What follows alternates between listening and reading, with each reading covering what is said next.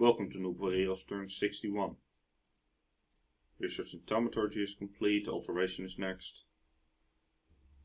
We got a Mount Fiend. He can go and reanimate and get further into that. We got Feynman, Demons of the Heavenly Rivers, and Mediocre found 3 magic sites in Rusted Ticket. This is a nice change of our finding no magic sites at all the time. There's been a battle in Zemeke. Here we attack against Sarmatia. And I think, yeah, this is when I finally get it right.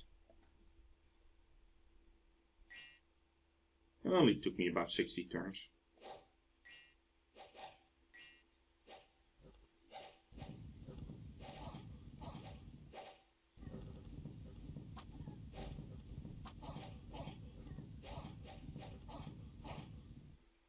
So he tramples through all of that, now he's at 57 fatigue.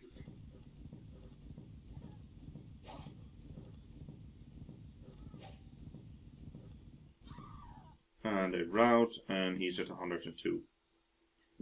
Because his encumbrance is 5 and his reinvigoration is 3, you get 1 natural reinvigoration always, so it's actually 4. He gets 1 fatigue a turn. Otherwise he would get 4 fatigue a turn, so he would have been fatigued out 4 times as fast and be killed. So this is how you do it. You need at least a Girdle of Might. The Thorn Staff is very nice for repels. The Armor of Knights or any armor is better than his standard armor. And the Ring of the Warrior gives him a lot of extra attack, which means a lot of extra repels. But those are all actually luxury. The Girdle of Might is actually the most important item, and I didn't use it most of the game. So yeah, that's how you do chariot raiding. Then Lanka attacks him in Shadowglade.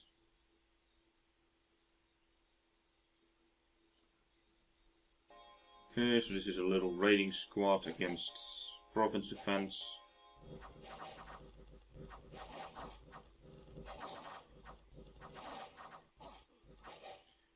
Yeah, so this is good, but I think he could have sent lower numbers and still be fine. We attack Booker Wold.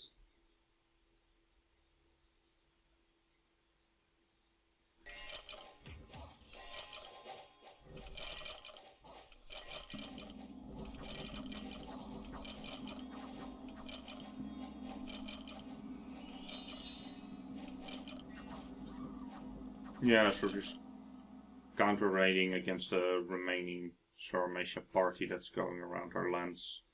Then Sarmatia's raiding party attacks us in Duke of Skid, which I try to intercept them here with some of these Glavemen.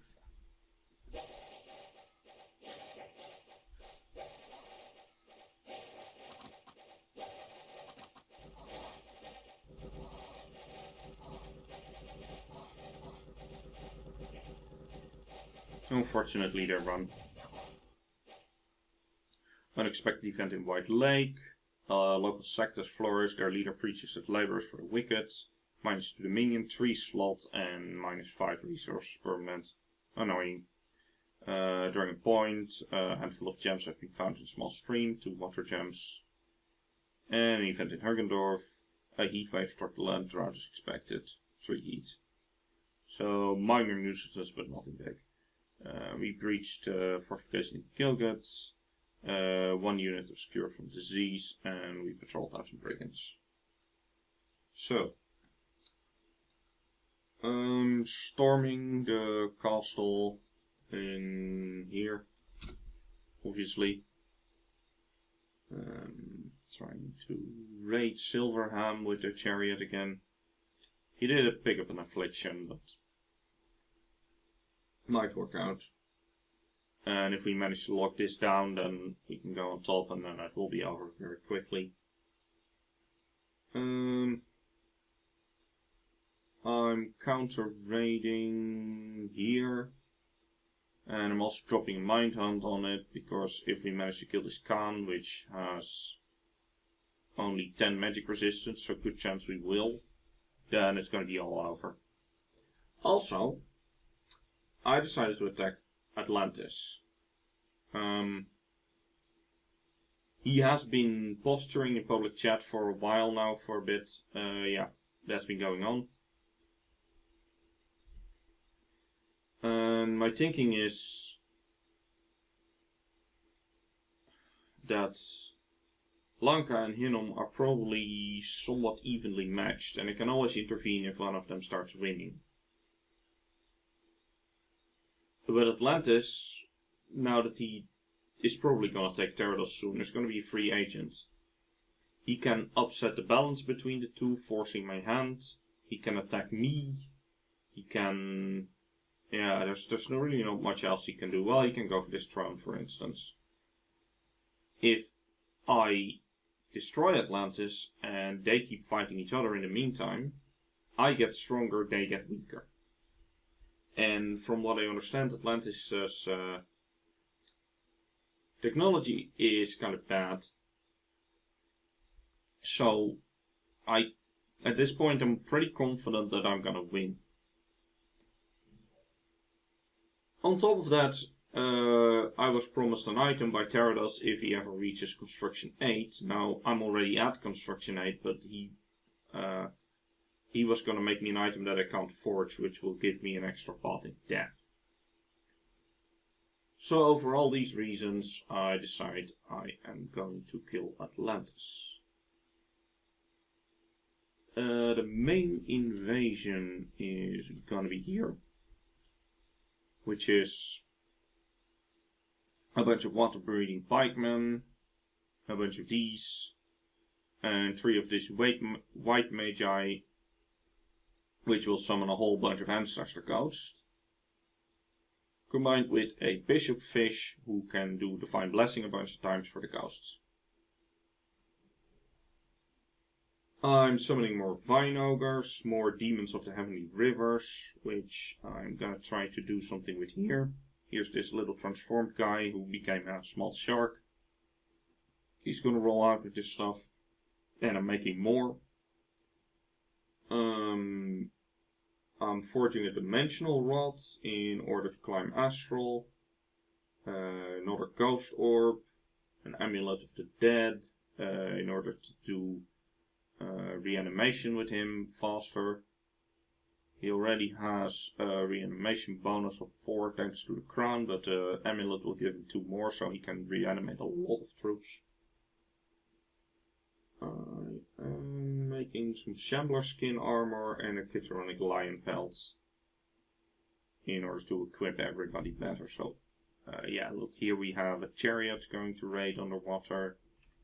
Here we're sending the main army, here's another chariot, and here's this guy with a bunch of Demons of the Heavenly Rivers. Alright, that's it for turn 61, which means turn 62. Welcome to Nookwa Werelds turn 62. Summoning more Vine Ogres, more Demons of the Heavenly Rivers. We got a Mind Hunt. And unfortunately, we didn't kill anybody.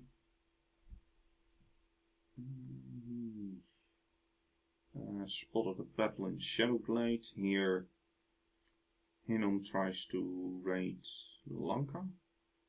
So look at that. Oh yeah, so he casts the Eagle spell. And drops them on top of a bunch of Sacreds.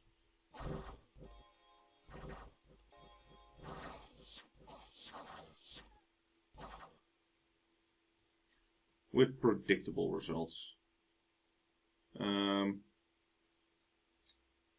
Maybe he was expecting the Sacreds to move somewhere else, I don't know. Was a battle in Silverham. Here we attack Sormatia. Yeah, I must have had a mix-up here, because this guy is supposed to point above a chariot, but for some reason the chariot isn't here.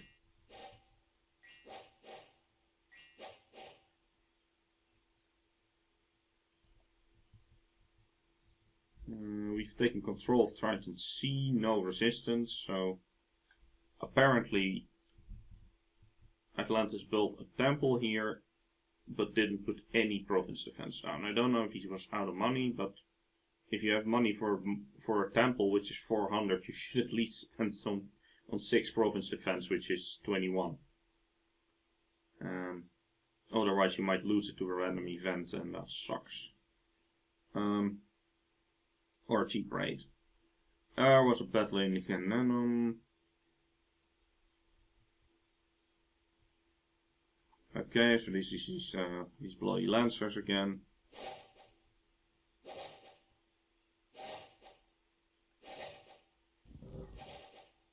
Province Defense Chariot doesn't manage to crush them, unsurprisingly. Then we attack into the skid. Our Soul Vortex Communion again.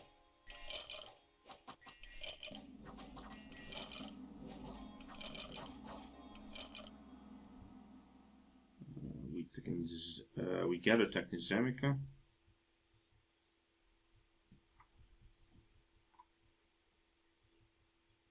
And this is a chariot without mage support.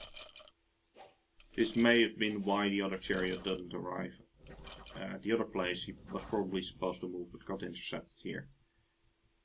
Alright, that's unfortunate. He died as well, so he lost all his gear. Then there's a battle in Embracer. This is the main army, so this is kind of my underwater script. There's a wall of vine ogres that you can't get through. And then just behind it a bunch of white mages with these items that can spam out a bunch of ghosts.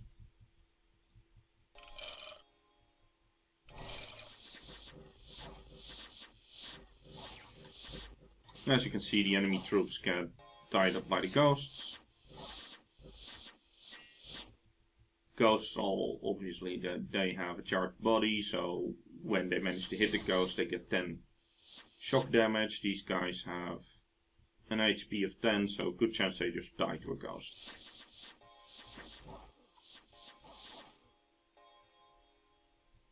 Okay, so that's successful.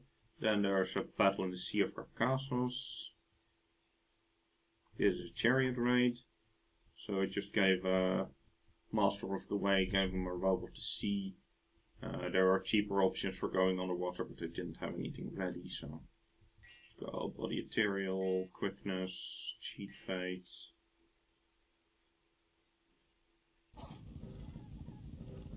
Now, he does get a bit of an attack penalty of 3 because of the being underwater, but I cast Quickness on him, which gives him +2, so that cancels each other almost out. And then with the staff that also has an attack of 3, he still has an attack of 11 for repels. He has a defense of 15 because the staff gives a lot of defense as well. He needs a ring of water breathing, obviously. And then a Girdle of Might to not fatigue out because I finally get it. And then he just tramples a bunch of province defense. Very nice. And there's also a battle in the Sea of Woe. This is the other chariot.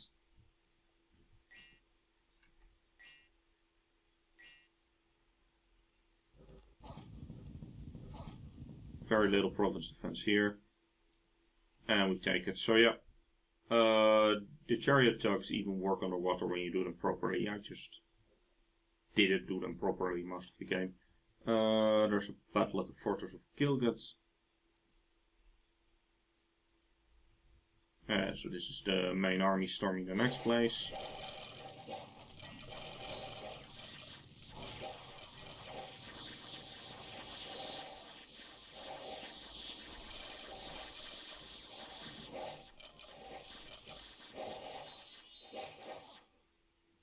Yeah, flaming arrows and ghosts, very effective. Expect the event in Gilgad. Your agent sends a disturbing report from a coastal village. Some of the inhabitants are afflicted with a deforming disease. They walk hunchbacked and with a wobbling gait, eyes bulging from the strange fever besetting them. This has led them to seek aid with alien gods. Secret worship supposedly taking place on a small island of the coast, -3 Dominion. So this is kind of like a relay void related event, I think. Another event in Gilgad. A magical bird of wondrous colors has been found. Small gems were hidden in its feathers. And we get like 6 gems. Not bad. An event in Poker World. Treasure has been found. 1270 gold. And a bunch of gems. And an arcane lens. Yeah, luck is a very good skill sometimes. Unexpected event in the Embracer. Festival celebrating the resurrection of a fertility god has held in the province. Fate is decreasing, but the crops seem to grow quicker. So -4 Dominion and +2 growth. Now, we have +3 growth in our Dominion, but it's still fine. Like, this gets it instantly, and our Dominion was spread here anyway. A sneaking enemy was discovered by a patrolling unit, and shortly after a battle started, so we found the monster boar that I kind of forgot about. Let's have a look. No. Okay, well, I can still look at them. Let's look at what we're dealing with. So he has a normal maximum hit points of 51. He's a trampler, size 5. And he causes unrest. A lot of unrest, actually. So when this is in your province, you want to get rid of it, but it was a bit sloppy. So only now I found out that, maybe I want to kill that thing. 1 unit cured from disease, and we killed a bunch of filthy brigands. Alright, so I am sending an attack onto 128. This is just the main army with all of its stuff. Is probably gonna run into these 90 Atlanteans. And at this point I'm confident I can fight them. Also sending a mind hunt here in case they move and I manage to snipe the commander that's moving them, then I catch them anyway. I am raiding in, let's see, 1 of 4. Yeah, same like body arterial, quickness, cheese fate kind of script. I'm also here, 108. I'm sending these. Yeah, so I'm summoning some water elementals and I'm sending these demons of the heavenly rivers in the hope that I can take, well, at least put this fort under siege. And then in 140, I'm sending this chariot commander back here. So I can possibly re-equip him or use the item somewhere else. I'm building a fortress here. It already has a palisade, but I want a fortress. Because this province has lore masters, and lore masters will break you into anything. So very nice. I'm building a temple. Let's see here. Basically push my dominion out. My dominion brings my skills, and my skills are wonderful. So yeah, definitely worth putting temples when you take forts, especially with an income like this. Summoning more vine ogres, more demons of the heavenly rivers. I'm making more ghost orbs. A ring of sorcery. Now that I finally got the paths for it. I wish I could do a ring of wizardry, but that requires 1 extra path. Making a lion pelt, a thorn staff, a ring of water breathing, and a crown of the Ivy King. So with all of that, we're going to be summoning even more stuff and sending out even more attacks. Alright, that's it for turn 62. See you in turn 63. Welcome to Noob Boy Evil's turn 63. So to start, more heavenly rivers, Call of the Wild for free with that Soulstone of Wolves, some Vine Ogres, and we did a Mind Hunt, but the Atlantean commander managed to resist. I found out that they actually have a good magic resistance on their commanders.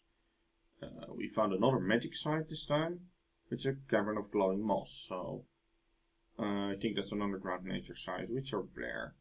The infiltration of Atlantis failed, unfortunately.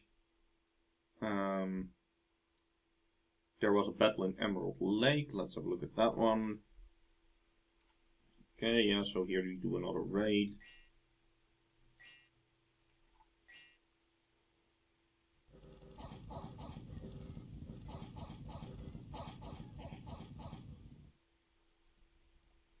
Alright. Battle is Silverham. Okay, so I decide to move the main army in here.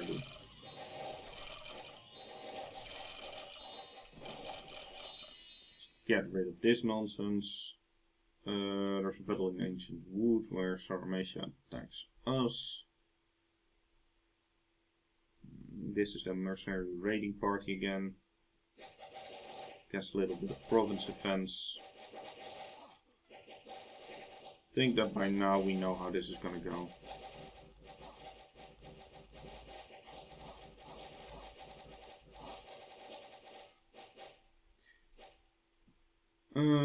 Then there's a battle in Terrados where Terrados tries to break out again. So he brings his pretender, his one powerful mage, and a bunch of E4s with crossbows.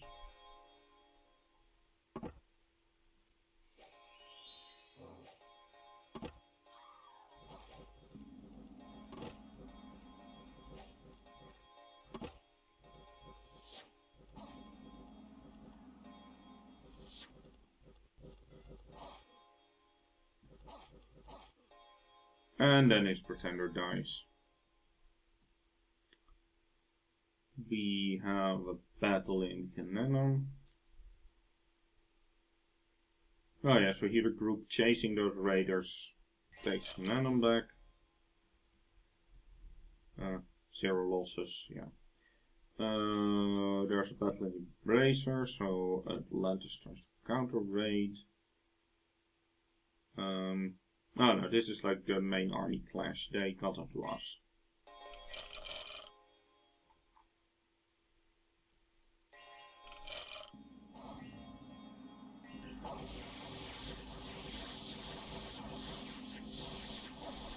So yeah, the ghosts with their charged bodies are doing a significant amount of damage.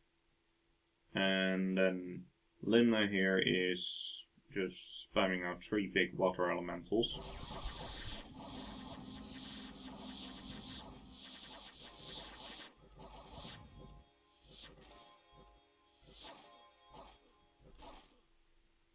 So, this was Embracer. Yeah, we just killed 71 of their units, and they're smaller, they're behind on research, so this is a big loss for them. Even though we are a land nation underwater, this is a very good sign. Battle in Lucky Lake, where we try to do another raid. Oh yeah, this is the Demon of Heavenly Rivers.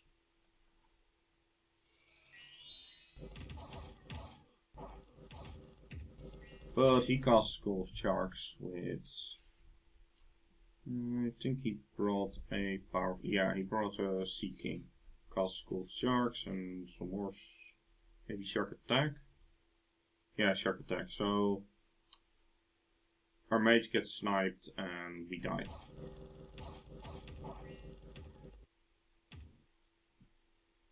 I was expecting a bit of more of a static battle there. And then we get attacked in Triton Sea. This is Basalt King with a Basalt Queen and a line of living pillars and coral guards. Here we have a few more Demons of Heavenly Rivers and a little bit of Province Defense.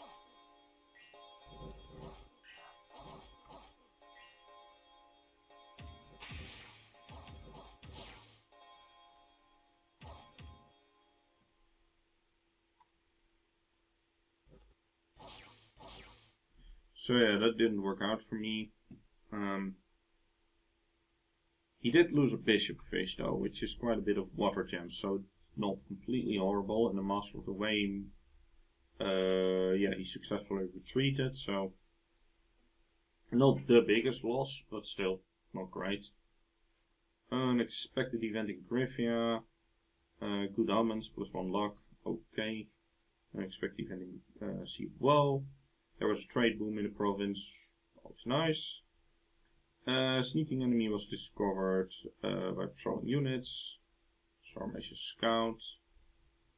The construction of the fortress in ancient wood could not progress because of no siege. Yep. And we start to destroy the fort in Silverham. Walls are critically damaged. Alright. So to my scouting, I found that this. I thought before that Atlantis was holding this throne. And it would take me very close to victory if I would take this from Atlantis and then I would take this one, this one, and this one. I could probably win without fighting Hinnom or Lanka. But it turns out that Lanka holds it, so that plan has gone down the drain. I'm trying to force a battle in 114. That's here, so I'm moving from multiple sides, and I'm hoping we're just gonna have a big fight here, so it doesn't become too messy. I'm also casting 2 mind hunts on 114 in the hopes that even if he walks a different direction, some of the troops get left behind and killed by my army. The army in 81 is, in my opinion, they're either moving in here, Bore Woods, to make landfall, and then going into the lower lake and be annoying, or they're moving up this way in order to reinforce. So, I'm planning a defense here. I'm just setting up a communion with a few high path magi as communion masters. I'm setting up some small squads to slow them down. And I got some guys on guard commander in case something drops itself into the back line. In case this army goes on land here, which is likely. Also sending a small raid down here in case they move somewhere else. Building temples in 6, that's over here, and in 1 for 2, that's here, so I'm basically just pushing my dominion out. Building a lab in 125, that's down here, for better underwater logistics. I'm summoning a Lich here. Basically, this Mount Fiend with the boosters, with the Ring of Sorceries, he can summon a Lich, and then the Lich with the Skull Staff will be dead 5, and he can summon more stuff. Summoning a Bishop Fish in 113. If I want to make another party like this one, I'm gonna need another Bishop Fish among some other things. So I think I'm getting a second Bishop Fish. Other than that, I'm making a Ghost Orb, a Dancing Trident, a Torn Staff, a Girdle of Might, a Ring of Water Breathing, and a Shambler Skin Armor. For, well, basically to do more of what I'm already doing. Alright, that's it for turn 63. See you in turn 64.